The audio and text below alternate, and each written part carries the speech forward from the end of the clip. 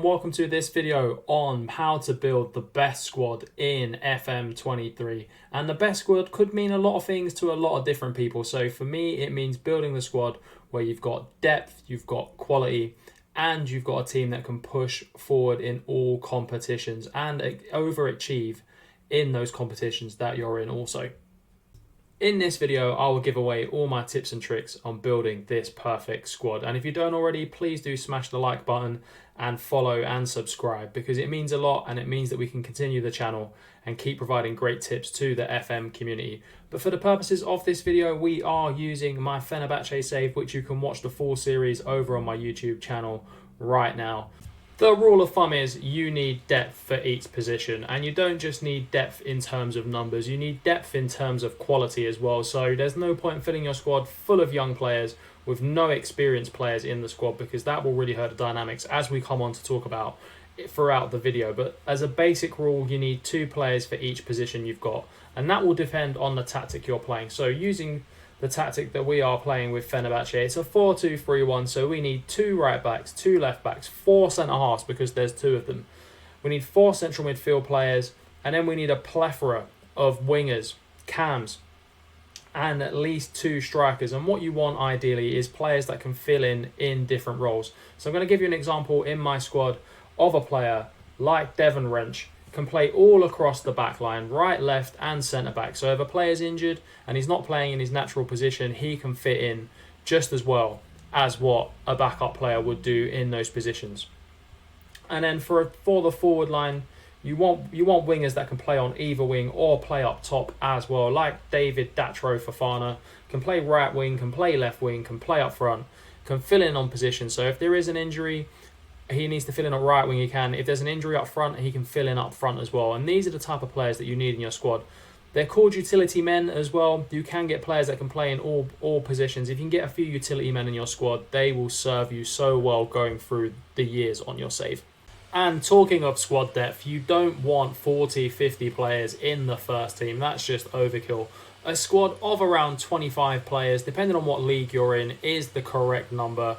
25 very good players, and by no means my Fenerbahce squad is not perfect in that regard. We've got a fair few young players in there that are developmental talents, which we'll come on to talk about as my next tip. But what you can see is we've got a lot of players with a lot of balance. We've got star players, future prospects, players that know they're going to be squad players as well, important players, star players, and fringe players also. And what that means is players are not going to get upset when they're not playing games. You don't want to have a team full of star players, important players and regular starters, because if you can't offer them the first team football, they're going to start moaning about wanting to play. They're going to be knocking on your door every single week. Play me, play me, play me. And if you make promises, it will upset the dynamics, which we will touch on towards the end of this video.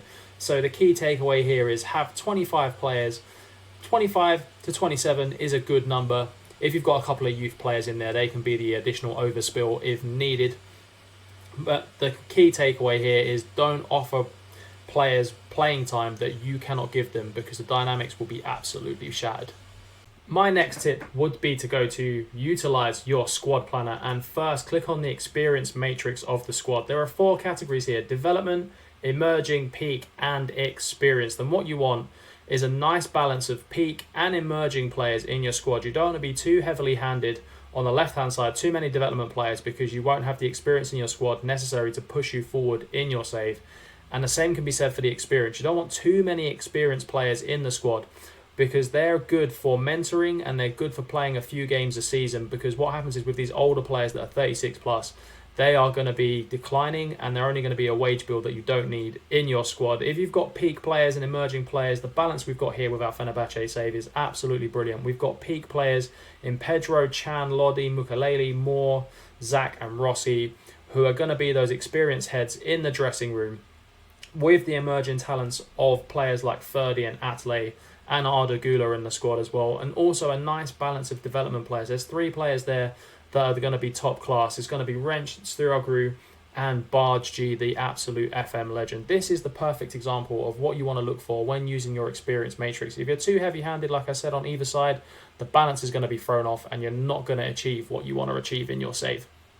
The dynamics of the team is absolutely unbelievably important. If you take one tip away from this video, please take this tip and use it, because otherwise you will foul at Football Manager. It is that important in my opinion.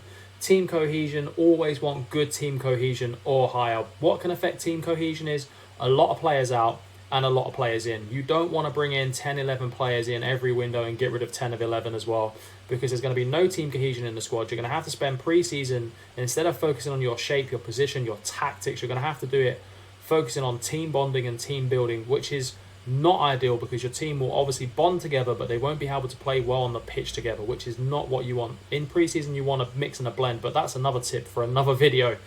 Club atmosphere. You don't want to make promises to players that you cannot keep.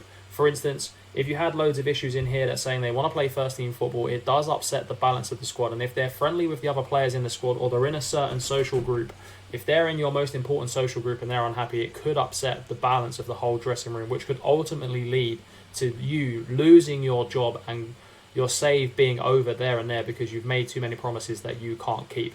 So for instance here, Brenner, he wants to move to a club with a stronger squad. So essentially he wants to go to a bigger squad, and we've got to sell him in the next transfer window. Otherwise, he's going to start kicking off. He's an important player in this squad.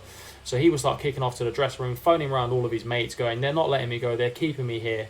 Why are they not letting me go? And it upsets everyone else, and they'll get unhappy with the treatment of that player, which will then lead to a poor dressing room and club atmosphere, which you don't want, because then performances on the pitch will be affected. What you want to see is club atmosphere excellent. Impressed by the recent run of form. There's only one player that's currently unhappy, which we've just spoken about, and that's Brainer.